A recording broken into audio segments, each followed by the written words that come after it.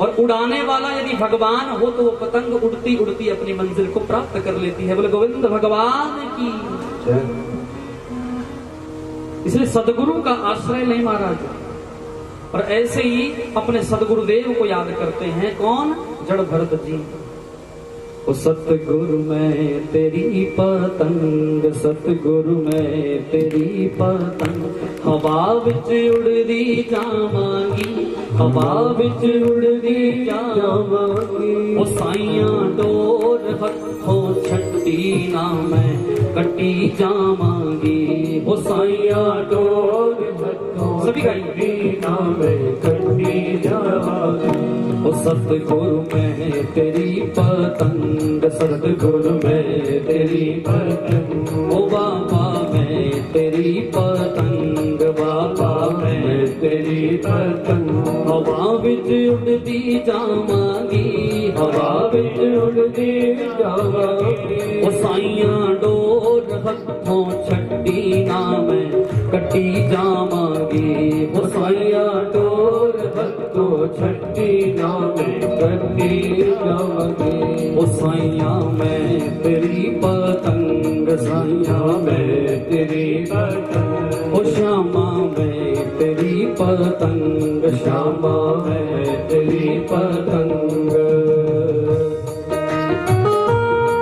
राधा रमण लाल की।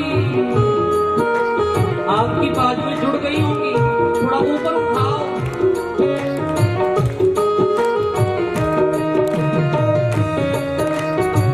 सदगुरुदेव महाराज की।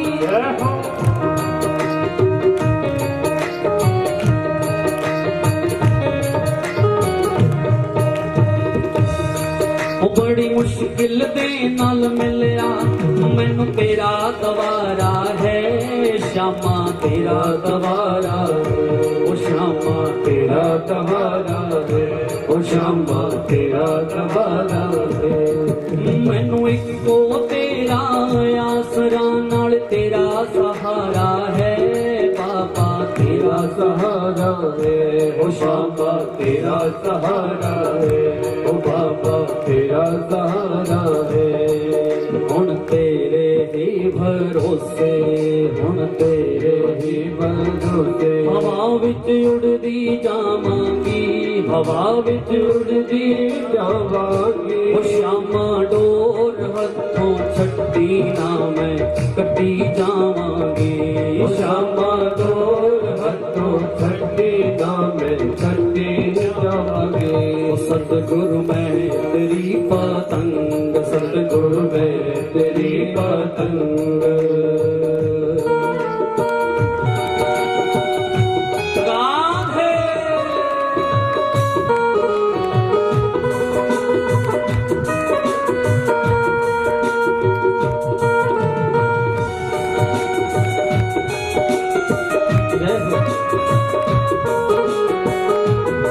ताली से सेवा कर करी भाव से। हाँ हाँ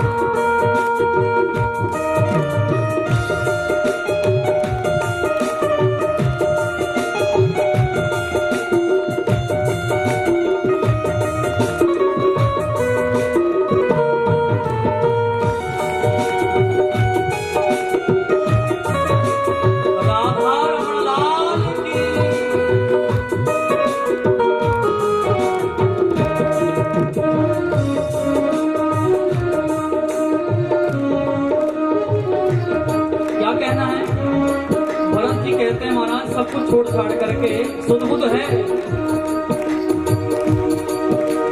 मल्लिया बूहाया के मैं तेरे द्वार दा, सतगुरु तेरे द्वार दा, सतगुरु मत रख दे एक बारी तू मेरे सिर ते प्यार दा, मेरे सिर ते प्यार दा, मेरे सिर ते प्यार दा, मेरे सिर ते प्यार दा। फिर जन्म मरण दे गेड़े, फिर जन्म मरण दे गेड़े, तो मैं बचदी जावांगी, तो मैं बचदी जावांगी। सतगुरु डोर हथों छट्टी ना मैं कटी जावांगी, सतगुरु डोर हथों छट्टी ना मैं कटी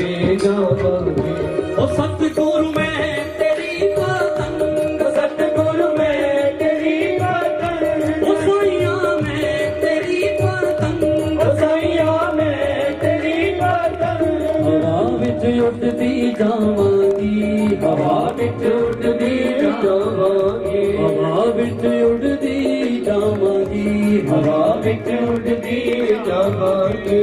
सतगुरु डोज हथों छड्डी ना मैं कट्टी जावांगी, सतगुरु डोज हथों छड्डी ना मैं कट्टी जावांगी। साइयां डोज हथों छड्डी ना मैं कट्टी जावांगी, साइयां डोज हथों छड्डी ना मैं कट्टी जावांगी। बोलो सतगुरुदेव भगवान की। जड़ भरत जी चल रहे हैं, जड़ भरत जी चलते कैसे? चलने का बड़ा अनोखा उनका तरीका। बोले कोई भी चींटी आगे दिख जाती है तो छलांग मार देते हैं, वो चींटी ना मर जाए। माने एक कण का भी पाप नहीं करना है, हर प्रकार के पाप से, दोष से बचना है। बोले महाराज आ रहा है कोई मोटा ताजा तगड़ा है, स्वस्थ लगता है। जड़ भरत जी को आज पालकी में लगा लिया। बोले गोविंद भगवान की। पालकी धीरे धीरे चलने लगी। बोले भाई आप कह रहे थे कोई बीमार हो गया है, ये तो बीमारी से भी बुरी हालत है किसी की, थोड़ा शीघ्र चलो, जल्दी चलो। अब धीरे धीरे महाराज जैसे जैसे रास्ता बीतता जाए, अब जड़ भरत जी कैसे चले? कोई चींटी दिखी तो छलांग लगाए, और महाराज रहुगण का सिर पालकी से बार बार टकराए। बोले गोविंद भगवान की। अरे कैसा कहार पकड़ लाए, अरे क्या भोजन नहीं किया है? क्या भगवान ने बल बुद्धि नहीं दी है? क्या विवेक नहीं दिया है? क्या चलना नहीं आता? तुम्हें पता नहीं मैं राजा हूं? तो राजा महाराज समझ ना पा रहा है और बोलता चला गया। जड़ भरत जी चुपचाप सुन रहे हैं, लेकिन अपना कर्म नहीं छोड़ रहे हैं। नारायण नारायण नारायण, प्रत्येक जीव की रक्षा करते जा रहे हैं। और हुआ ये महाराज, जड़ भरत अपने उस नमो नारायण जाप पर लगा हुआ है। दूसरी बार और आगे चले तो फिर सिर टकराया। रहुगण का क्रोध और बढ़ा, और क्या कह रहा है? अरे जीवित मुर्दे के समान है क्या, चलना नहीं आता? भरत फिर चुप रहे। तीसरी बार फिर ऐसा हुआ। अब क्या कह रहे हैं? अरे भगवान ने तुम्हें जीवात्मा बनाया है, ज्ञान की बातें कर रहा है रहुगण। विवेक दिया है, क्या बल बुद्धि नहीं है? सेवा कैसे करनी है राजा की कोई पता नहीं है? संस्कार नहीं दिया किसी ने? जड़ भरत जी साहब ये नहीं रहूंगा। पालकी कंधे पर रखी है और जवाब देने लगा। त्वयोदितं व्यक्तं विप्रलब्धं भर्तुः सबे स्याद्यदि वीरभारः गन्तुर्यदि स्यादधिगम्य मध्वा पीबेति राशौ न विदां प्रवादः। श्लोक के माध्यम से सुखदेव जी कहते हैं कि परीक्षित सुनो, जड़ भरत ने क्या कहा। राजन तुम्हारी बात मेरी समझ में नहीं आई। शर्म किसको होता है? शर्म किसको होगा? पालकी में बैठने वाले को या चलने वाले को? चलने वाले को होगा। तुम कह रहे हो कि श्रम नहीं कर सकते, मोटा ताजा शरीर है। अरे शरीर का धर्म है चलना, लेकिन विवेक का धर्म है सही प्रकार से पैर धरना, कोई जीव नीचे ना मर जाए। पागल कह रहे हो मुझे? अरे पागल आत्मा का स्वभाव नहीं, शरीर का हो सकता है, तेरे सोच विचार का हो सकता है। भगवान ने तो हम सबको समान बनाया, बराबर बनाया। अरे श्रम तो उसको होगा जो पैदल चलेगा, नंगे पैर चलेगा, जूते डाल करके। तो महाराज आपने सुना है कुछ समय पहले बुजुर्ग तीर्थ यात्रा जब करते थे तो पैदल करते थे। क्यों करते थे? पंडित जी कहते हैं तीर्थ यात्रा पर जाकर के आओ एक बार, सारे दोष मिट जाएंगे। ये बात सत्य है महाराज। हम वृंदावन में 9 महीने रहे। एक नियम ले लिया, चरण पादुका ना डालेंगे, नंगे पैर चलेंगे। आहा, इस ब्रजरज का आनंद लेंगे। सच कहता हूं नंगे पांव जब चले ना महाराज, तब वो बुजुर्गों की बात याद आई कि नंगे पैर यात्रा करने से दुख दूर होता है, शरीर के रोग नष्ट हो जाते हैं। धरती में गुरुत्वाकर्षण होता है, पता है आपको? धरती में गुरुत्वाकर्षण होता है, चुंबक की शक्ति है, खींचती अपनी ओर। जितना मर्जी पत्थर ऊपर को उछालो लेकिन स्पीड में जल्दी नीचे आता है। ऐसा क्यों? बोले धरती में खींचने की शक्ति है। बोले गोविंद भगवान की। जब हम नंगे पांव यात्रा करते हैं ना, तो रोम रोम खुल जाते हैं। प्रकृति की जो सात्विक ऊर्जा है, जो वो ऊर्जा हमें मिलती है ना, वो पैरों के माध्यम से हमारे शरीर में प्रवेश करती है। और वो ऊर्जा जब शरीर में प्रवेश कर गई पैरों के माध्यम से, तो जो विकार है वो बाहर निकल जाते हैं। रोम के माध्यम से बीमारियां बाहर निकलती हैं। आपने देखा होगा कि कोई व्यक्ति काम कर रहा है जोर से, उसको पसीना क्यों आता है? वो पसीना मैल है। बोले हम खूब श्रम कर रहे हैं, हमें पसीना आया तो सारे रोग खत्म हो गए, शरीर हल्का महसूस होता है कि नहीं होता है? भाव से कही राधे राधे। आपने देखा है जब ये टूर्नामेंट होते हैं, कॉमनवेल्थ गेम्स होती हैं, एशियन गेम्स होती हैं, रूस, चाइना, जर्मन, फ्रांस, यहां के लोग उड़ते बहुत है। क्यों उड़ते हैं? क्या कोई अंदर बैटरी भरी पड़ी है? बताओ क्यों उड़ते हैं? वो अपने शरीर को बिल्कुल स्वस्थ रखते हैं, मेहनत करते हैं, कड़ी मेहनत करते हैं, शरीर को कागज की तरह हल्का बना लेते हैं। इन्होंने पता नहीं की जादू मिला हुआ। अरे भैया वो मेहनत करते हैं, इसलिए तो बहुत बड़ा इंटरनेशनल ग्राउंड मिलता है, प्ले ग्राउंड मिलता है। कोई गोल्ड मेडल जीतता है, कोई सिल्वर मेडल जीतता है ना, भरमार लग जाती है। लेकिन ताली बजाना है एक बात के लिए, मेरा भारत भी बहुत मेहनत कर रहा है, मेरे भारत का भी अब नाम है। राधे राधे। देर से सुध आई पर आ गई। भरत जी समझाने लगे, आप कह रहे हैं राजन कि जमीन पर चलने का श्रम, आप क्या जानो, जो जमीन पर चलता है वही तो जानता है। दूसरी बात तुमने कहा तेरा शरीर मोटा ताजा है, अर्थात इस शरीर को लिए घूमता है, तुमसे पालकी नहीं चलती। आप बिल्कुल गलत कह रहे हो। स्थौल्यम कार्श्यम व्याध है आदयश्च क्षुत्र भयम कलिर छिद्या जराच। मोटा पतला होना इस शरीर का स्वभाव है। अगर कोई मोटा हो गया तो उसकी गलती नहीं है, उसके कर्म की गति है। उसने कोई कर्म किया होगा तब यह स्थूल शरीर प्राप्त हुआ। अर्थात मोटा पतला होना शरीर का धर्म है, चाहे तुम कैसे भी क्यों ना हो। तीसरी बार कहा मुर्दा। अरे ये शरीर तो मुर्दा ही है, ये शरीर मेरा नहीं, ये आत्मा मेरी नहीं, ये तो उसका शरीर है, उसकी ही आत्मा है। 5 तत्वों से शरीर पैदा हुआ, बना हांड मांस खून लगा, और जब जल गए तो इसी मिट्टी में मिल गए। बोले गोविंद भगवान की। ये पालकी का अभिमान है ना तुम्हें, ये भी तो लकड़ी का ही एक टुकड़ा है, लकड़ी से इसको तैयार किया गया है। इसका धर्म भी स्थूल है। लकड़ी से चाहे दरवाजा बना लो, लकड़ी से चाहे खंबा बना लो। राधे राधे।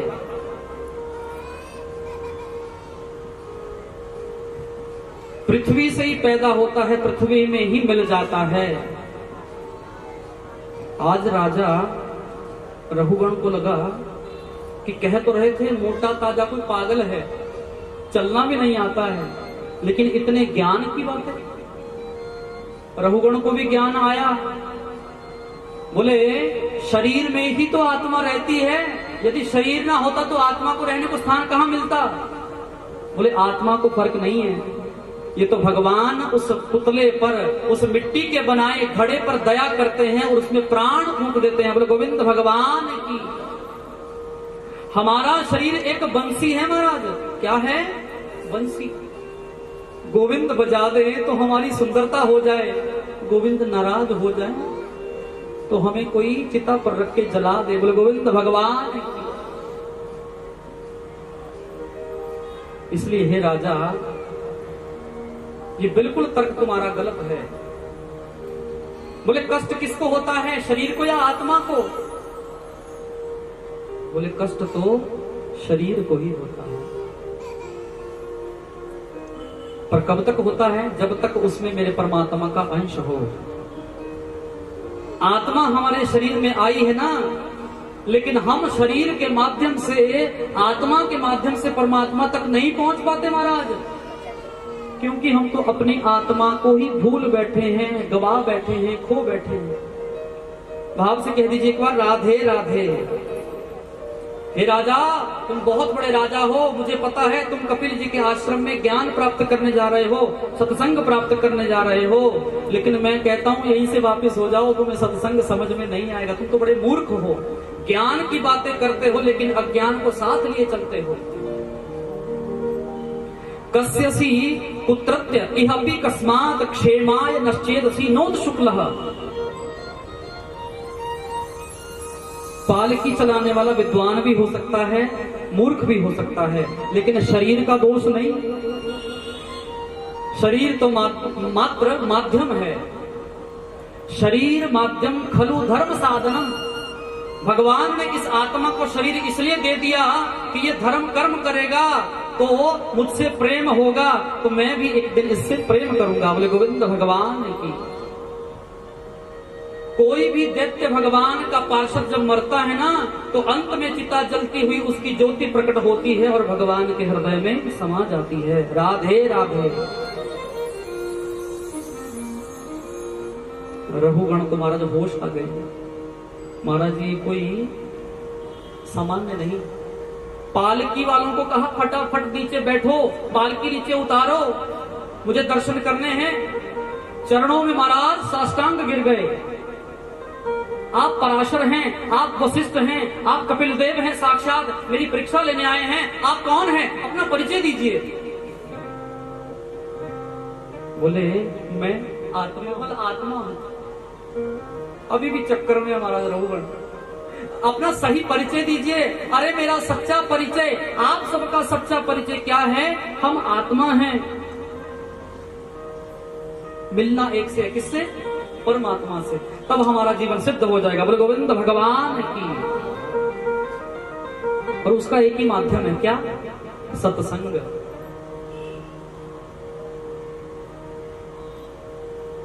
भाव से कह दीजिए राधे राधे।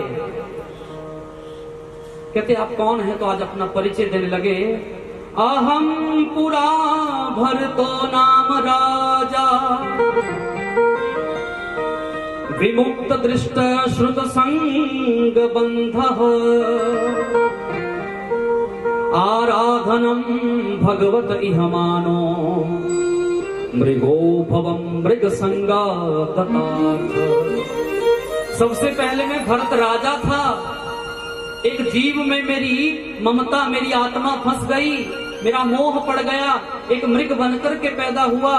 तब ध्यान आया कि हमें सब काम जब कर लेते हैं, निपट जाते हैं, परिवार अपना भरीपूर हो जाता है, तो भगवान का सत्संग करना चाहिए। लेकिन सत्संग करते करते एक मृग का ध्यान हुआ, मृग बन गया। भगवान की कृपा रही, मृग की अवस्था में, पशु की अवस्था में भी भगवान का भजन किया मैंने, तब जाकर के मैं जड़ भरत बना। बोले गोविंद भगवान की।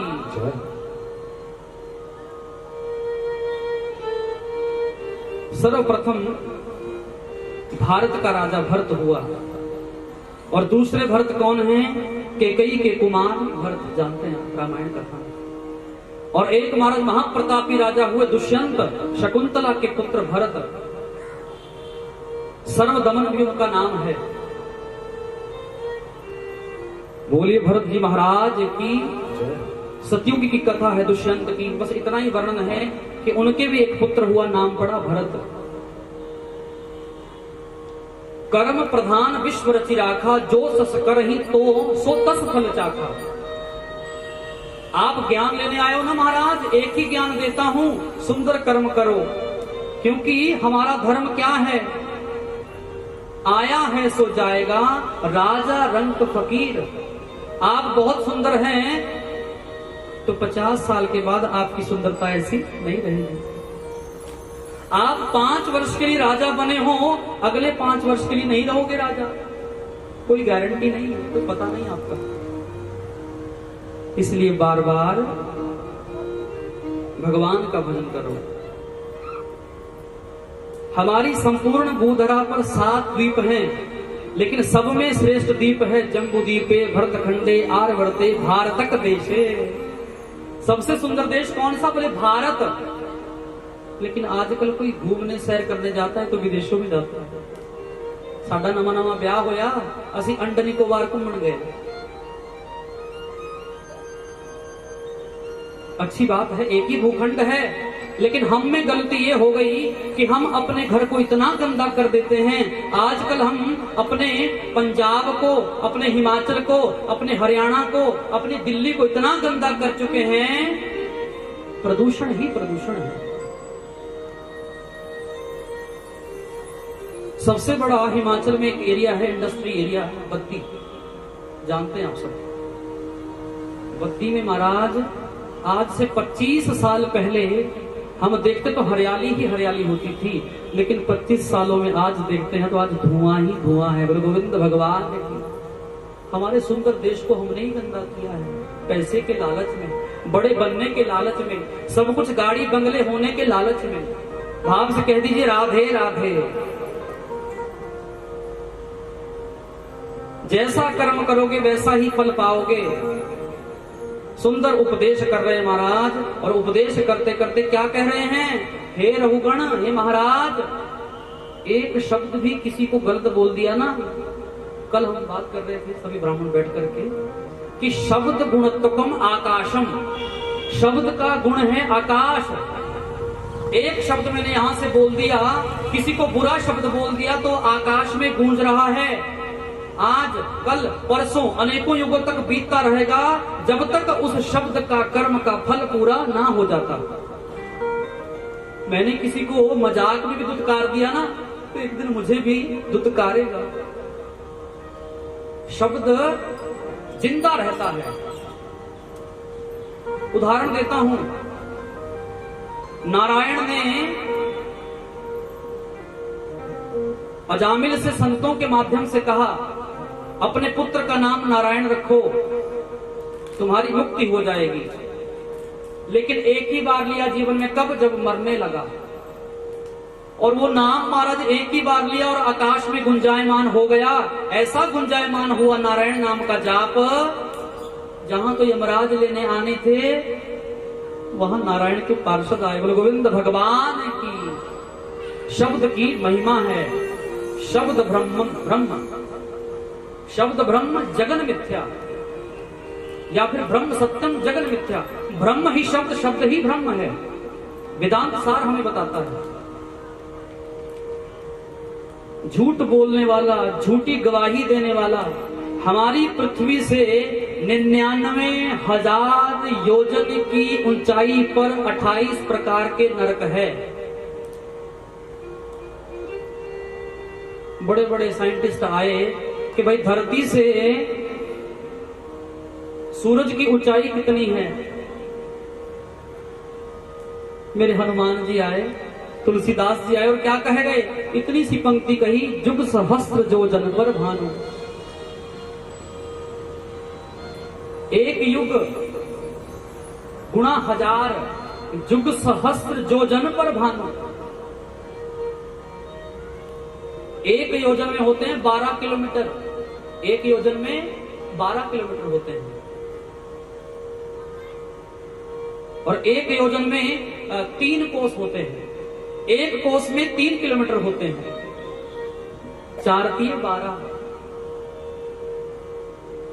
बहुत बड़ी संख्या, खुद जोड़ लेना। इतनी दूर महाराज वो 99,000 योजन की ऊंचाई पर 28 प्रकार के नरक हैं, अर्थात संयमनी पुरी है, जहां पर जीव मरकर के अग्नि से जलता हुआ, उस धुएं से, वायु से उड़ता हुआ संयमनी पुरी में जाता है। लेकिन आजकल तो महाराज यही छोड़ देते हैं, बोले जलाना भी नहीं, दबा दो। मनुष्य का शरीर इतना गंदा होता है, इतना गंदा होता है, इतना गंदा होता है, पशु भी घृणा करते हैं। अभी पशुओं का शरीर तो फिर भी ठीक होता है, बोले कम से कम अन्य पशु खा लेते हैं, लेकिन इंसान के उस मुर्दे शरीर से पशु घृणा करता है। हमारा इतना गंदा होता है, इसलिए उसको जलाते हैं। यदि दबा देंगे तो मिट्टी दूषित हो जाएगी। अगर वो जलकर के धुएं के माध्यम से, राख के माध्यम से मिट्टी में मिल जाए तो अच्छा है। हमारे शास्त्रों में तो इतनी सुंदर परंपरा है। हरिद्वार में गंगा साक्षात प्रकट हुई, बचे हुए उस इंसान के अस्तु पुष्प उठाए जाते हैं, गंगा में प्रवाहित किए जाते हैं। बोले भगवान के धाम में पहुंच गए। बोले गोविंद भगवान की। इतनी सुंदरता है हमारे भारत में, इतना ज्ञान है हमारे भारत में, पर मानना पड़ेगा।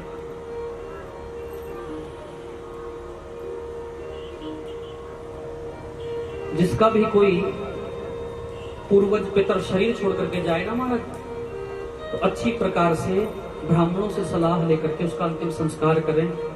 उसको प्रसन्नता होती है जाने में। फिर कहीं मुर्दे को ऐसे फेंक दोगे ना तो रोएगा।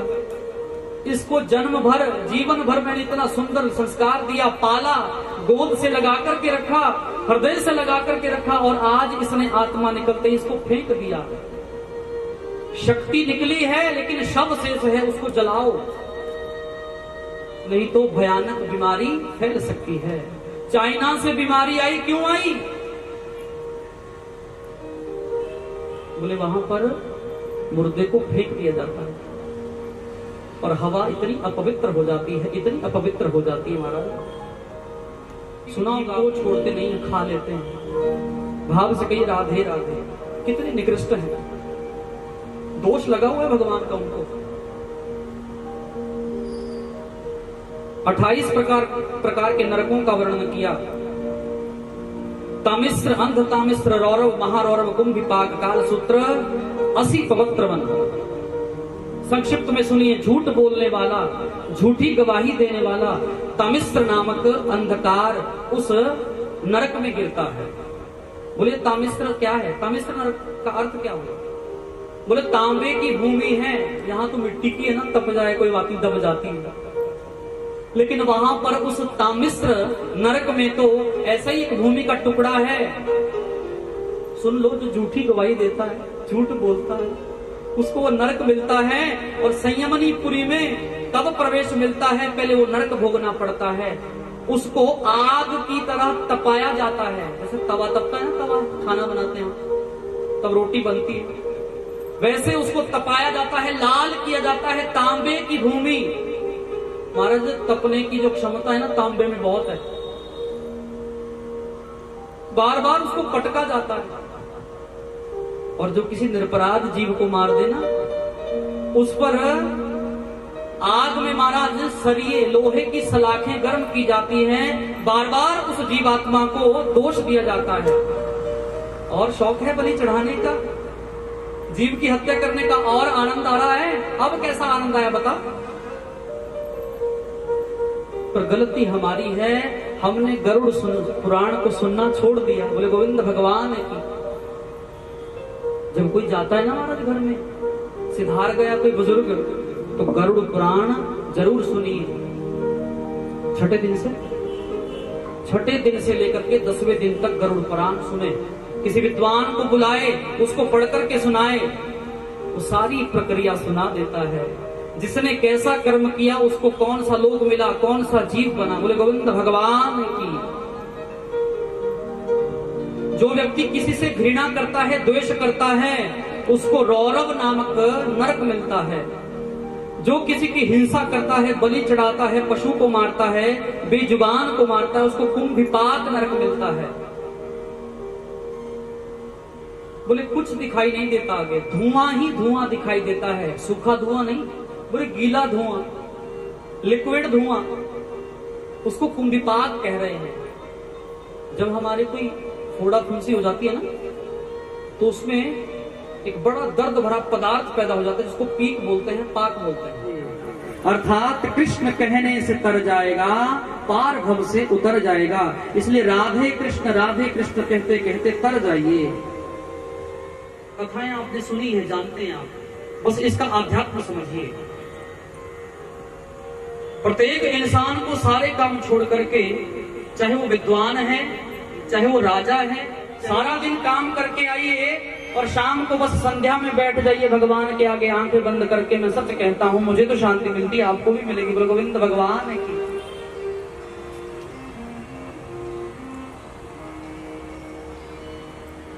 जब हम महाविद्यालय माने कॉलेज में पढ़ते थे, हॉस्टल वार्ड में थे, इंचार्ज उत्तराखंड से, देहरादून से, वो अक्सर बैठो भजन गाओ, राम नाम लो, कर्पूर गौरम करुणावतारम गाओ, मेरे साथ बोलो मंत्र। मैं कभी जब मैं थोड़ा सा दुखी हो जाता हूं ना, तो बस अपना साज बाज लिया, संध्या करने बैठे तो बस थोड़ा सा भजन गुनगुना लिया, इतनी शांति मिलती है, इतनी शांति मिलती है। इसलिए ऐसा रहता हूं। बोले गोविंद भगवान की। ये भजन में इतनी शक्ति है, जैसे भोजन हमारी तृप्ति कर देता है, हमारी क्षुधा शांत कर देता है, वैसे ही भगवान की कथा में भजन हमें शांति प्रदान कर देता है। भाव से कही राधे राधे। एक समय की बात है, एक पंडित था महाराज, महाज्ञानी, नाम है अजामिल, शास्त्रों का ज्ञाता है, लेकिन एक दिन शास्त्र की मर्यादा भूल करके किसी वैश्या के संग में पड़ गया। किसी वैश्या से प्रेम हुआ, घर में ले आया। वैश्या ने कहा, अगर मैं इस घर में रहूंगी तो तुम्हारी पत्नी यहां से बाहर चली जाए। निकाल दिया अपनी पत्नी को घर से बाहर। उस वैश्या के साथ महाराज रहता है, शौच में रहता है, अपवित्र रहता है, नहाने धोने का, पूजा पाठ का कोई ख्याल नहीं। एक दिन उस वैश्या की जब प्यास ना मिटी तो क्या बोला, अरे जाओ, मुझे घर में लेकर के आए थे ना, मैं वैश्या हूं, मुझे तो धन चाहिए। वैश्याओं को सिर्फ धन से ही प्रेम होता है महाराज, इसलिए वैश्याओं के चक्कर में ना पड़ना। आजकल शादी ब्याह होते हैं ना, बुरा ना मानो, बुरा ना मानो, होली है, नजदीक है होली। शादी ब्याह में सारी रात भर एक ब्राह्मण ने फेरे करवाए। पंडित जी को दक्षिणा देते हैं, रुको पंडित जी देते हैं, पंडित जी रुक जाओ थोड़ी देर में देते हैं। लेकिन वहां पर क्या होता है, वहां पर वैश्यावृत्ति होती है। कहना जी ऐसी स्पेशल नच्चण वाले बुलाए हुए हैं। बहुत निकृष्ट आगे हम अवतार देखते हैं, नंग धड़ंग होकर के नाचते हैं और लोग महाराज पैसा फेंकते हैं। बोले गोविंद भगवान की। शिक्षा लीजिए, कथा बहाना है। वो नंगा नाच, वैश्याओं का नाच देखने के लिए हम हजारों रुपए लुटा देते हैं, वो मदिरा पिलाने के लिए हजारों करोड़ों लुटा देते हैं। तो ब्राह्मण की बारी जब आती है, पंडित जी थोड़े ज्यादा मांग रहे हो। जब आपने मजबूर किया तो ब्राह्मण मांगने के लिए मजबूर हो गया। ब्राह्मण के लिए कोई नौकरी नहीं महाराज, बस यही काम है, शादी ब्याह पढ़ना, जन्मदिन पूजना, आपकी शांति के लिए मंत्र जाप करना। किसी को संतान पुत्र नहीं है, उसके लिए जाप करना। पंडित जी रिश्ता नहीं हो रहा, ग्रह देखो महाराज, ग्रह थोड़े खराब चल रहे हैं, महामृत्युंजय दा पाठ कराओ, रुद्री दा पाठ करवाओ, काम बनूंगा। पंडित जी पक्का, कितने पैसे लगेंगे? अब नहीं बढ़ेगा काम। जहां पर लेन देन की बात हो गई, सौदे की बात हो गई, वहां पर काम नहीं बनता। जहां रहते काम, तहां ना मिलते श्याम। जहां हमारे मन में सौदा आ गया, वहां से मेरे भगवान अंतर्धान हो जाते हैं। बोले गोविंद भगवान की। वैश्य से वृत्ति हुई, चोरी करने लगा, ठगी करने लगा। आज वो वैश्या भी दुखी हो गई, आज दोष दे रही है खुद को, मेरी वजह से इसका ये हाल हुआ है। पत्नियों को चाहिए पति का हर स्थिति में साथ दे, साथ छोड़े ना। सुखदेव जी वर्णन करते हैं, अजामिल इतना धूर्त हो गया। एक दिन महाराज साधु संत चतुर्मास्य करने के लिए आए, यात्रा कर रहे थे, तो उसके गांव में पहुंचे। सबसे पहले गांव में पहुंच करके एक व्यक्ति से पूछा कि भैया हमें रात्रि भर विश्राम करना है, सुबह को हम राम नाम करते चले जाएंगे। तो उपहासवश किसी व्यक्ति ने कह दिया, महाराज हमारे एक बड़ा धर्मात्मा व्यक्ति रहता है, नाम है अजामिल, बड़ा तपस्वी है, सेवादार है। व्यंग कह दिया महाराज, साधु संत तो महाराज माखन जैसे हैं। चले गए। आज अजामिल के घर में पहुंचे, रात्रि का समय होने वाला था। अजामिल तो निकल गया अपना चोरी ठगी करने। चोरों का समय कौन सा है? रात्रि का। बोले गोविंद भगवान की। जब निकल गया यात्रा पर, पीछे से साधु संत आए तो देवी ने दरवाजा खोला। आज वैश्या से देवी हो गई। बोले भिक्षाम देही। देवी क्या ये अजामिल का ही घर है? हाँ महाराज। पर आपको किसने बताया? बोले कोई गांव में मिला, कह रहा था अजामिल बड़ा भक्त है, संत सेवक है, इसलिए आए हैं। रात्रि भर स्थान चाहिए, थोड़ा भोजन चाहिए, फिर चले जाएंगे। बोले महाराज मैं बहुत दूषित हूं, मैं वैश्या हूं, मैं अपवित्र हूं, मैं आपको इन दूषित हाथों से कुछ नहीं दे सकती। बोले देवी ऐसा क्यों कह रही हो? आपको किसी ने गलत पता दे दिया। मेरे पति तो चोर हैं, ठग हैं, अत्याचारी हैं, पापी हैं। देवी तो इसमें निराश होने की क्या बात है? ये पूर्व जन्म का प्रारब्ध है, कर्म का फल है।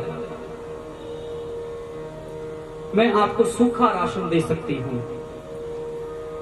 आपके घर में कोई दान मांगने आए ना महाराज, तो क्या दान देना? पैसा दोगे? पैसा बिल्कुल ना देना। लक्ष्मी के दो अधिकारी हैं महाराज। लक्ष्मी का एक अधिकारी, लक्ष्मी माने पैसा धन, उसका एक अधिकारी है ब्राह्मण, दूसरा अधिकारी है साक्षात नारायण। बोले गोविंद भगवान।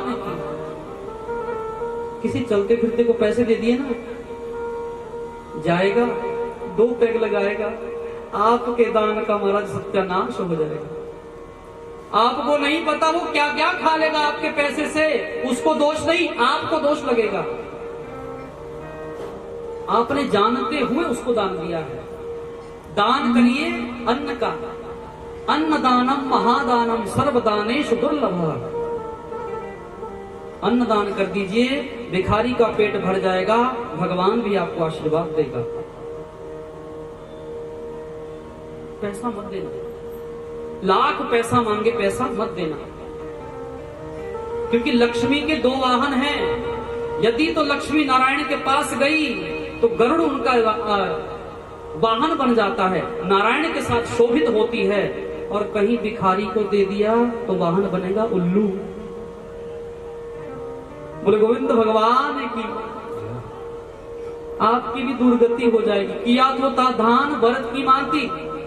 जड़ भरत जी ने क्या किया? तपस्या करने आए थे, हरि भजन को उठन लगे कपास, वैसी आपकी स्थिति हो जाएगी। बोले देवी बस सूखा भोजन दे दो, हम खुद बना लेंगे। अर्धरात्रि में महाराज साधु संत विश्राम कर रहे थे, आ गया अजामिल। बोले कौन है ये लोग जो बाहर सोए पड़े हैं? बोले स्वामी रहने दो, साधु संत हैं, सुबह चले जाएंगे। जैसे ही उस अजामिल की स्थिति को संतों ने देखा तो क्या कहा कि देवी हमें अजामिल से मिलवाओ। अजामिल कहने लगा, संतों अपनी खैर रखते हो तो चले जाओ जल्दी जल्दी। अर्थात कुछ दक्षिणा मांग रहे हैं। कुछ दक्षिणा तो दो देवी, कुछ दक्षिणा तो दो देवी। दक्षिणा मांगते हो, रात्रि भर रहने के लिए स्थान मिल गया, अन्न धन मिल गया, अब दक्षिणा मांगते हो। बोले दक्षिणा का मतलब ये नहीं कि पैसा दे दो, अन्न दे दो, धन दे दो, स्वर्ण दे दो, गौदान कर दो, ना ना ना ना। बोले हम तो ये भिक्षा मांगते हैं कि तुम्हारे आगे जाकर के जो पुत्र होगा ना, आशीर्वाद दे रहे हैं संत। बोले उसका नाम नारायण रखना। उस वैश्या के, उस देवी के मन में आज इतनी करुणा जागी, इतनी करुणा जागी कि स्वामी को समझा लिया और आज उनको विदा कह दिया। कालांतर में उनके बेटा हुआ, नाम रखा नारायण। पता नहीं कि नारायण किसका नाम है। नारायण करते करते अंत समय आया अजामिल का, और जैसे ही यमराज के दूत आए ना महाराज लेने के लिए, काले भैंसे पर सवार होकर के डर गया। ऐसा डरा तो अपने पुत्र को पुकारा, नारायण नारायण नारायण, जल्दी आ। जैसे ही एक बार नारायण कहा, तुरंत भगवान के पार्षद उठे, पहुंच गए, विमान लेकर के पहुंचे वहां। जैसे नहीं यमराज के दूतों को साइड किया, भाई ये तुम्हारा अधिकारी नहीं है, ये हमारा अधिकारी है। बोले नाना महाराज महापापी है तो। बोले कैसे? बोले चलो नारायण के पास करके चल करके निर्णय करते हैं। भगवान के पास क्षीर सागर में पहुंचे, धन्य है वो अजामिल, सारी उम्र पाप किया, अंत समय में नारायण नाम लिया, नारायण के दर्शन हो गए। बोले गोविंद भगवान की।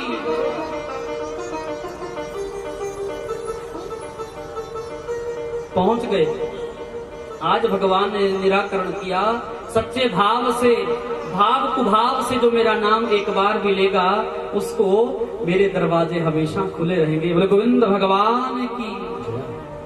अजामिल मरा नहीं महाराज, उसको नया जीवन मिल गया। जा मैं तुझे एक नया जीवन देता हूं, अपने कर्म को सुधार। भगवान हमें बार बार मौका देता है महाराज, अपना जीवन सुधार लो, जीवन सुधार लो, लेकिन हम नहीं सुधर पाते। मेरे कारण अकारण करुणा उड़ाले भगवान सबको पनाह देते हैं, पापी हो दोषी हो जैसा भी हो। स्वयंभू नारदः शंभु कुमारः कपिलो मनु प्रह्लादो जनको भीष्मो बलिर्वैसायकिर्विपर्यम्। स्वयंभू शंभू नारद कपिल जी सनत कुमार, साक्षात भीष्म पितामह प्रहलाद बलि शुकदेव जी धर्मराज, ये 12 परम भक्त हुए हैं भगवान के, जिनके नाम से ये भागवत का नाम पड़ा है। भगवताः प्रोक्तम इति भागवतम। बोले गोविंद भगवान की, जिसमें मेरे नारायण की ही कथाएं गाई गई हैं, उनके भक्तों की कथा गाई गई है।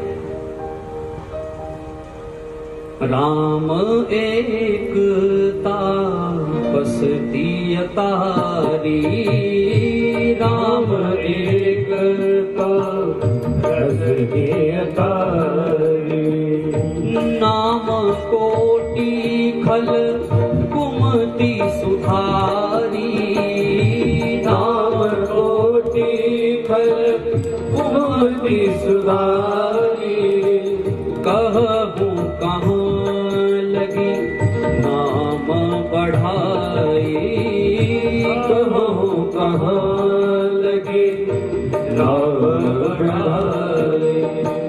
राम न सकही राम गुण गाई, राम न सकही राम गुण गाई।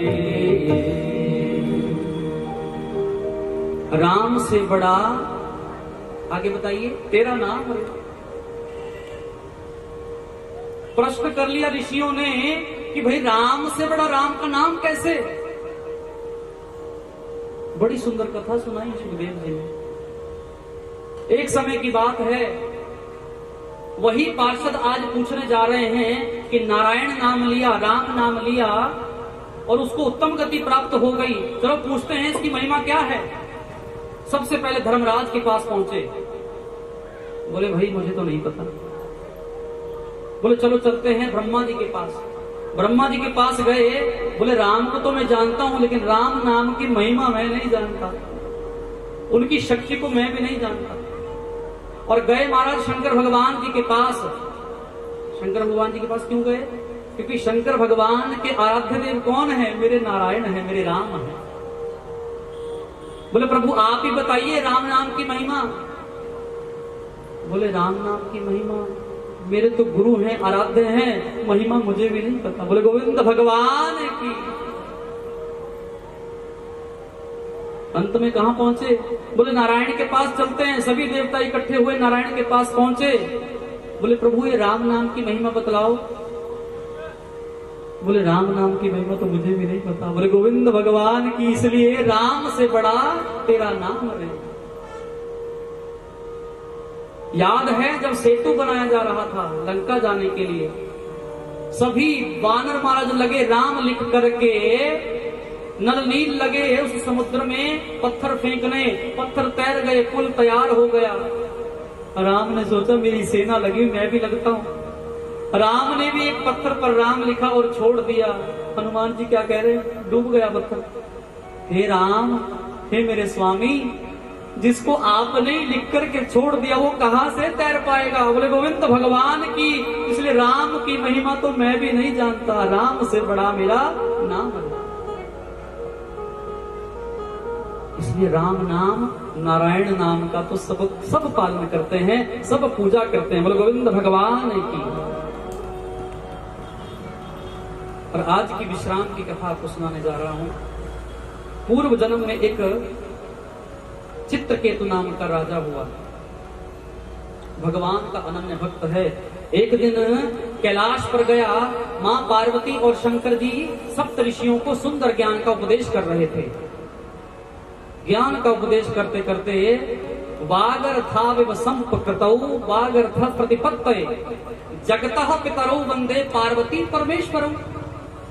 सबसे बड़े कौन? पार्वती परमेश्वर हैं सबसे बड़े, जिनके लिए महाराज जगत उनका बच्चा है, जगत ही उनका सर्वस्व है, उसी को पालते हैं, उसी को हृदय में धारण कर लेते हैं। वो शंकर भगवान की। देखा पार्वती माता शंकर भगवान की गोद में बैठी है।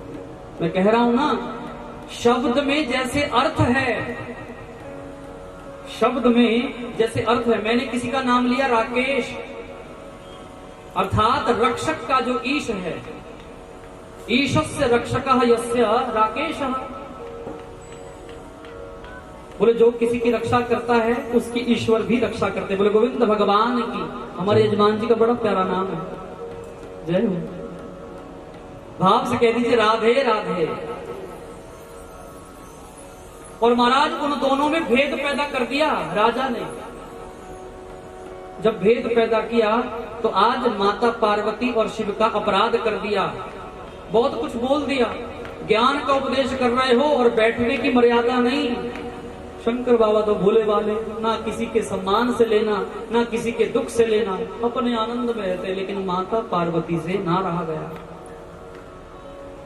ये जो माता गौरी रूपा शक्तियां आगे बैठी है ना, इनसे नहीं रहा जाता। हमारे पति का अपमान कर रहे हो, जाओ भगवान की भक्ति बेशक करते हो लेकिन दैत्य बनोगे। माफ कर दो माता, माफ कर दो, माफ कर दो। पर कोई बात नहीं, अंतिम समय में भगवान का दर्शन अवश्य होगा। बोले गोविंद भगवान की। एक दिन महाराज राक्षस कुल में पैदा हुआ। राक्षस कुल में जैसे ही पैदा हुआ तो देवताओं को खतरा हो गया कि भयानक राक्षस ने जन्म ले लिया है। नारायण के पास गए कि हे नारायण, इसको कैसे मारा जाए, मरने वाला नहीं है। बोले जाओ दधीची ऋषि की हड्डियां लेकर के आओ। मेरे शंकर भगवान के बड़े प्यारे भक्त हैं दधीची। सब कुछ छोड़ दिया, भूल भाल गए। बोले यदि मेरी हड्डियों से किसी का कल्याण होता है तो मैं अपनी हड्डियां भी दान कर दूं। बोले संत भगवान की। ये है संतों का प्रकाश, उज्जवल प्रफुल्लित प्रकाश। बोले कोई बात नहीं, मेरी हड्डियां ले जाओ। ऐसा योग लगाया महाराज, शरीर धूल बन गया, मिट्टी बन गया। उन हड्डियों को उठाया, विश्वकर्मा जी के पास लेकर के गए। उसका एक वज्र अस्त्र बनाया गया और आज इंद्र देवासुर संग्राम में उतर गया। धोखे से जाकर के वो वज्र वृत्रासुर की पीठ में पीछे से उसका राम नाम सत्य करने के लिए उस पर प्रहार कर दिया। बोले गोविंद भगवान की। लेकिन भगवान की भक्ति थी तो आज क्या कह रहा है कि हे प्रभु, मैंने तो सुना था आप बड़े दयालु हो, लेकिन ये धोखे से इस देवराज इंद्र ने मुझे क्यों मार दिया। तो क्या कहता है, एक अद्भुत स्तुति गाई है आज। एक राक्षस होते हुए स्तुति गा रहा है। कौन? वृत्रासुर। हे भगवान, मैं जानता हूं आपके विषय में, मैं एक निकृष्ट तुच्छ राक्षस हूं, लेकिन मरते समय आपके दर्शन हो रहे हैं, मैं धन्यवाद हूं। अर्थात मुझे बताइए, मुझे धोखे से क्यों मारा गया? बोले इसलिए तुमने भी कभी धोखा किया था। अच्छा प्रभु, अपनी गलती को माना है आज, लेकिन पूर्व जन्म का वो तप अभी भी शेष था, तो एक राक्षस होते हुए मरते हुए भगवान की स्तुति गाया। क्या? अहम हरे तव पादैक मूल दासानुदासो भवितास विभूय। अहम हरे तव पादैक मूल दासानुदासो भवितास विभूय। मनः स्मरेता सुपते गुणास्ते गृणीत वाकर मकरोतु काय। मनः स्मरेता सुपते गुणास्ते गृणीत वाकर मकरोतु काय। ननाक पृष्ठं नाच पारमेष्टं ना सार्वभौमं नरसाधिपत्यं न योगसिद्धि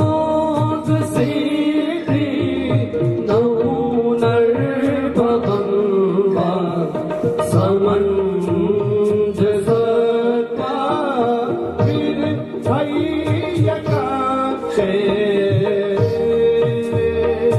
अजात पक्षा इव मातरं खरा स्तन्यं यथा सतराक्षुधाता। प्रियं प्रियैव द्युषितं विषण्णा मनोरविन्दा शदिदृक्षते त्वाम्। ममोत्तमं श्लोकशने सुसख्यं संसार चक्रे भवतः स्वकर्मभिः त्वन्माययात्मा त्वजदादिके स्वशक्तचित्त सनानाथ भूया। अहं हरे तव पादैक मूलं दासानुदासो भवितास विभूय। मनः स्मरेता सुमते गुणास्ते गृणीत वाकर मकरोतु काय। बड़ी अद्भुत स्तुति गाई महाराज संस्कृत के श्लोकों में। क्या कह रहे हैं कि हे हरि, अहम हरे तव पादैक मूल, मैं तो आपके पाद माने चरणों को छूने के योग्य नहीं, निकृष्ट हूँ, राक्षस हूँ, लेकिन दासानुदासो भवितास विभूय, उस एक दास मात्र बना लो, मेरा जीवन तर जाएगा। बोले दास तो बना लो, पर कैसे बनाओ? कुछ ना मांगता हूं आपसे। ननाक पृष्ठम न च पारमेष्ठ्यम। जैसे एक छोटा सा पक्षी का बच्चा अपनी माँ का पग पग इंतजार करता है, कब वो अपनी चोंच में दाना लेकर के आएगी, मेरा भरण पोषण करेगी, वैसे ही हरदम मैं तुम्हारा इंतजार करूं। बोले गोविंद भगवान की। जैसे कोई प्रिया अपने प्रियतम का इंतजार करती है, प्रियम प्रियैव। हमारे स्वामी हमारे प्रियतम बहुत दूर चले गए हैं, बहुत समय बाद आ रहे हैं, तो मैं दिन भर क्या कर रही हूँ, मैंने एक कैलेंडर बनाया, कागज बनाया, उस पर सारी महीने की तारीखें लिख ली। रोज मैं एक दिन काटती हूँ, आज आएंगे आज आएंगे आज आएंगे, रोज दिनों दिन एक दिन काटती जा रही हूँ। और जब अंत में पता लगा कि अब तो 2 दिन रह गए, बड़ा आनंद आता है। ऐसे ही मैं बार बार आपका इंतजार करूं। बोले गोविंद भगवान की। ममोत्तम श्लोक यशोनुगीयते जनेषु सख्यम संसार चक्रे। इस संसार चक्र में मुझे नहीं पड़ना, इस संसार की कोई भी वस्तु मुझे भगवान प्रिय नहीं, बस आप अपने चरणों का मुझे दास बना लो। बोले गोविंद भगवान की। भाव से कही राधे राधे। दास कैसे बनता है, भजन के माध्यम से गाएंगे और कथा को यही विश्राम कर देंगे। बोले गोविंद भगवान की। मुझे दास बना कर रख लेना भगवान, तू अपने चरणों में। कौन कौन गाएंगे? मेरे बांकी बिहारी का दास कौन बनना चाहता है? आप बनना चाहते हो? उठाइए दोनों हाथ। क्या गाएंगे? मुझे दास बना कर रख लेना, मुझे दास बना कर रख लेना भगवान, तो अपने चरणों में। मुझे दास बना सभी का ये भाव रख लेना भगवान, तो अपने चरणों में। भगवान तू अपने चरणों में, भगवान तू अपने चरणों में। मेरे श्याम तू अपने चरणों में, मेरे श्याम तू अपने चरणों में। मेरे श्याम तू अपने चरणों में, मेरे श्याम तू अपने चरणों में।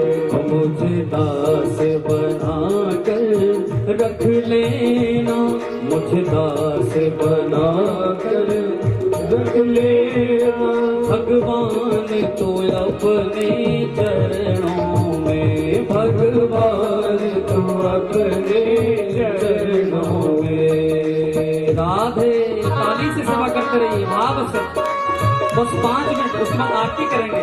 उठाइए हाथ।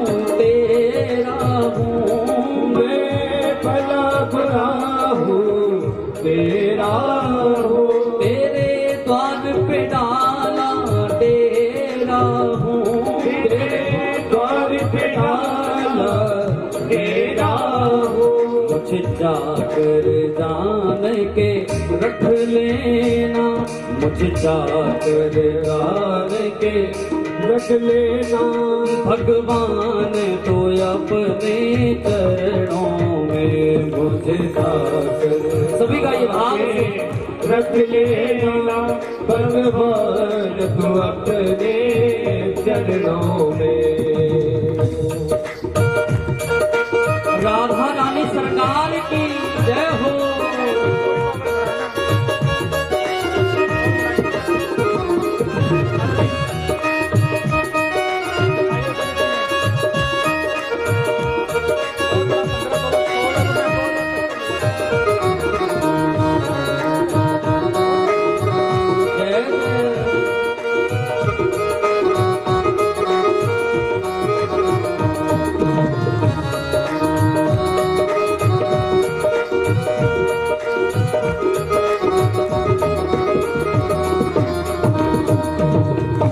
जब अधम से अधम को तारा है, जब अधम से अधम को तारा है, जब अधम से अधम को तारा है, उसमें ही नाम हमारा है, उसमें ही नाम हमारा है।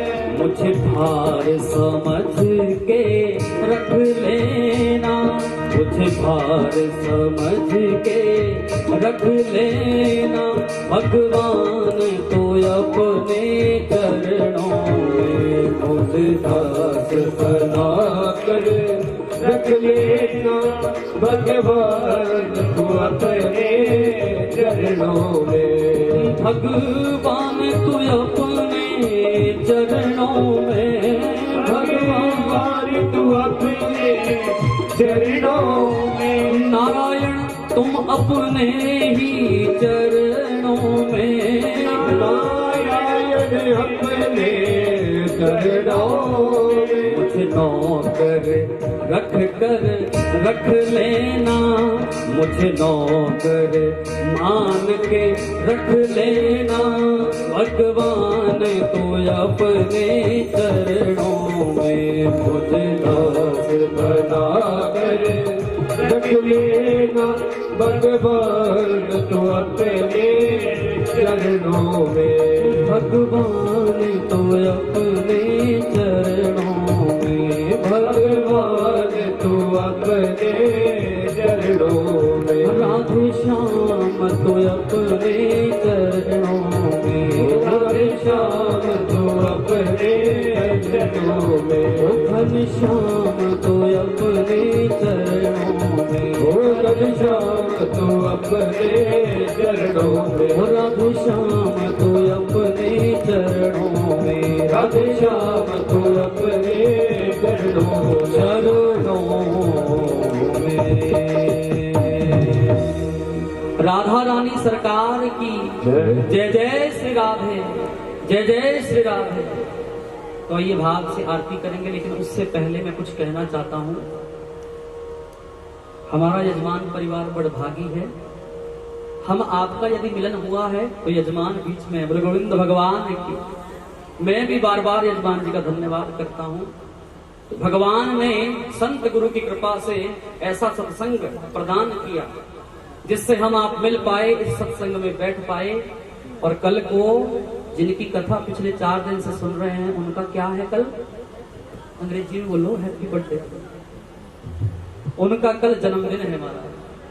कल उनका आपके सुंदर प्रांगण में प्राकट्य होगा। बड़भागी है यजमान परिवार, आज भगवान खुद उनके घर आ रहे हैं। तालियां बजाइए एक बार। और सभी को क्या लाना है? अपने आप आ जाना बस। तो भाव से कही राधे राधे। माखन जरूर लाएंगे, लाएंगे कि नहीं लाएंगे? कोई नहीं, बाजार तो ले आए हो, बटेरा मिलता डेयरी है।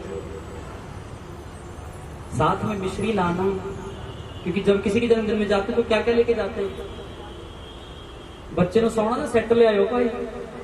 आहा, मेरे बांके बिहारी जी को सुंदर वस्त्र लाना, सुंदर मुरली लाना, खिलौने लाना, क्योंकि वो भी हमारे बच्चों के जैसे ही है। बोले गोविंद भगवान की। और सुंदर मनोभाव से आना। मेरे भगवान को पीतांबर बहुत प्रिय है, पीला वर्ण बड़ा प्रिय है, श्याम वर्ण और पीत वर्ण। कोई भी वस्त्र लेकर के आना उनके लिए। लाओगे कि नहीं लाओगे? पक्का?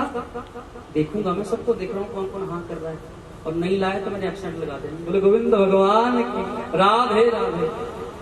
आप सच में बहुत प्यारे हैं, एक बार अपने लिए ताली बजाएं। इतने मनोभाव से जब कथा सुनते हैं तो कथा कहने में 4 घंटे कब बीत जाए पता ही नहीं लगता। कहीं ऐसा तो नहीं सोचते अपने आप आराम से बैठा है, हमारे को थका रखा है। सब तैयार होकर के आएंगे, सुंदर सुंदर बन करके आएंगे। भगवान के जन्मोत्सव की कथा है और खूब भगवान के जन्म में खूब ठुमके भी लगाएंगे। बोले गोविंद भगवान की राधे राधे। यजमान परिवार का रोज आग्रह रहता है, प्रार्थना रहती है, सभी प्रसाद लेकर के जाया करो। सुंदर सुंदर भोजन बनाया है, प्रसाद बनाया है, पाकर के जाया करो। और कल भी मैंने एक बात कही थी, विश्राम के समय आपके आसपास कोई आपको लगता है ना कि भगवान का कोई प्रेमी है, तो उनको साथ लाया करो। बोले कथा सुनाने से ज्यादा सुनने में फल प्राप्त होता है। बोले गोविंद भगवान, भाव से कह दीजिए राधे राधे, भाव से कुंज बिहारी तोरी आरती बांके बिहारी तोरी आरती रमण बिहारी तोरी आरती रमण बिहारी तोरी आरती आरती गाओ श्यामा तुमको मनाओ, आरती गाओ श्यामा तुमको मनाओ, आरती गाओ प्यारे तेरो गुण गाओ,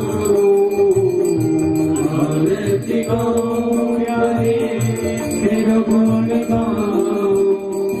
हे बंसी वाले तेरी आरती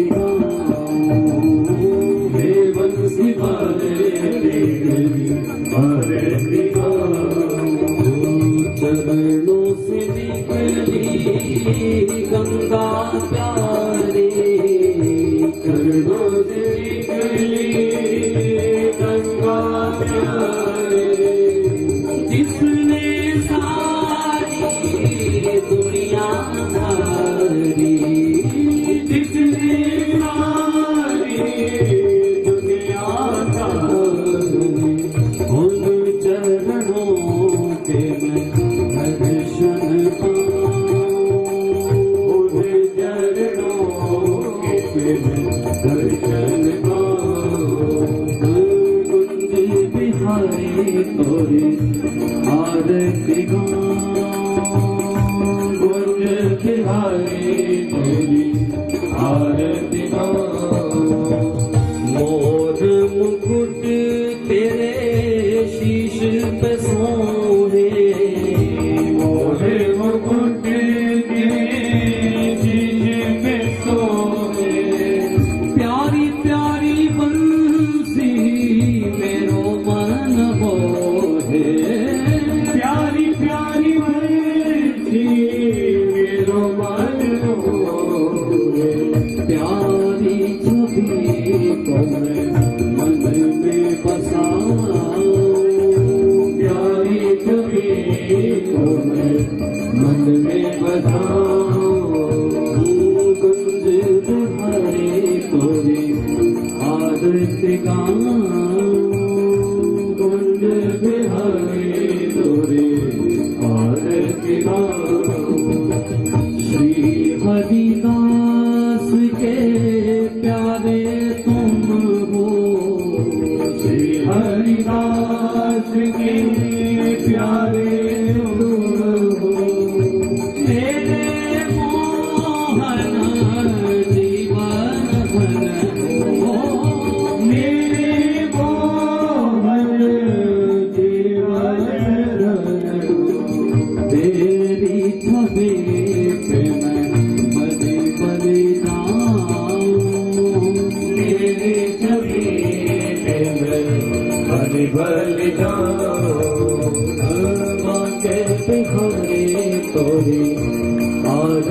गाओ गावे बिहारी तोरी आरती गाओ दास अनाथ के नाथ आप हो दास अनाथ के नाथ आप हो सत्य जीवन में साथ आप हो सत्य जीवन में साथ आप हो तेरी छवि पे मैं बलि बलि जाऊं तेरी छवि पे मैं बलि बलि जाऊं कुंज बिहारी तोरी आरती गाऊं कुंज बिहारी तोरी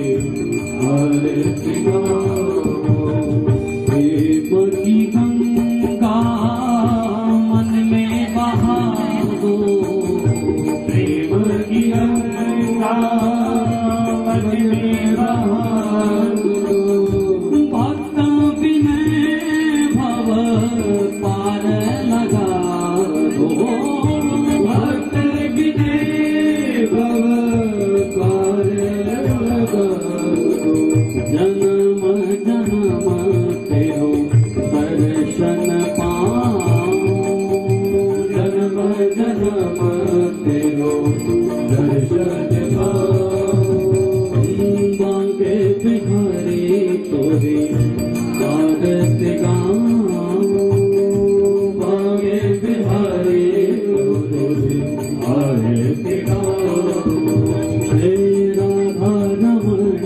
तोरी आरती गाऊं राधा रमण तोरी आरती गाऊं हे सीता राम तेरी आरती गाऊं हे सीता राम तेरी आरती गाऊं आरती गाऊं श्यामा मन में बसाऊं आरती गाऊं श्यामा मन में बसाऊं आरती गाऊं कान्हा तेरे गुण गाऊं आरती गाऊं कान्हा तेरे गुण गाऊं जन्म जन्म तेरो ही गुण गाऊं जन्म जन्म तेरो ही गुण गाऊं जन्म जन्म तेरा दर्शन पाऊं जन्म जन्म तेरा दर्शन पाऊं कर्पूर गौरम करुणावतारम संसार सारम भुजगेन्द्रहारम सदा वसंतम नित्यानंदे पदम भवानी सहितं नमामि त्वमेव माता च पिता त्वमेव त्वमेव बन्धो च सखा त्वमेव त्वमेव वेद्य द्रविणो त्वमेव त्वमेव सर्वं मम देव देव अच्युतं केशवं नारायणं कृष्णदामोदरं वासुदेवं श्रीधरं माधवं गोपिकानन्दं जानकीनायकं रामचन्द्रं भजे राधिकानायकं श्रीकृष्णचन्द्रं भजे पार्वतीनायकं श्रीबालचन्द्रं भजे कर्पूरकार्तिकं समर्पयामि जलेन शीतलीकरणं पुष्पैः देवताभिवन्दनं गतं पापं गतं दुःखं गतं दारिद्र्यमेव च आगतः सुखसम्पत्तिपुनोऽहं तव दक्षिणा पापोऽहं पापकर्माहं पापात्मा पापसम्पत् त्राहि मां पुनरीकाक्ष सर्वपापोहरो भव मन्त्रहीनं क्रियाहीनं भक्तिहीनं सुरेश्वर जय जय श्री राधेश्याम नमः पार्वती पतये भोग की व्यवस्था की गई है। सभी से करवत प्रार्थना, यजमान परिवार की तरफ से करवत प्रार्थना है, कृपया भोग ग्रहण करके ही घर जाएं।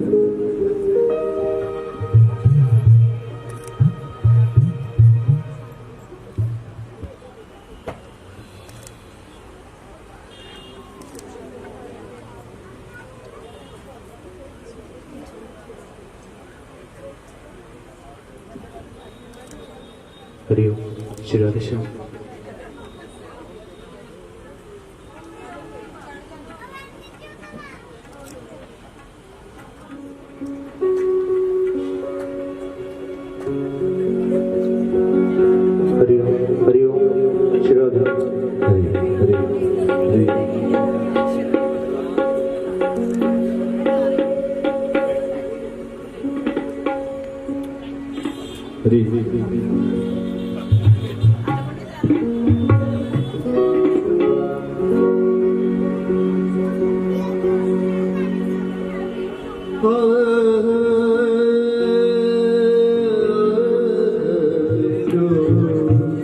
कहाँ जाके छिपा चिते जो राधा तेरी माला जपी, कहाँ जाके छिपा चिते जो राधा तेरी माला।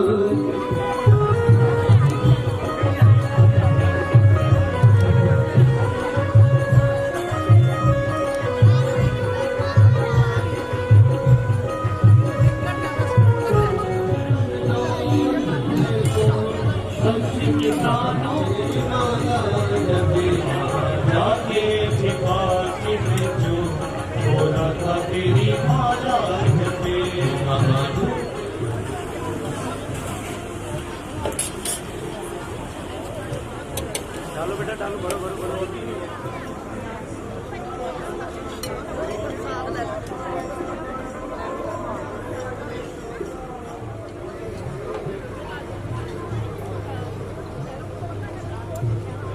गौरव भैया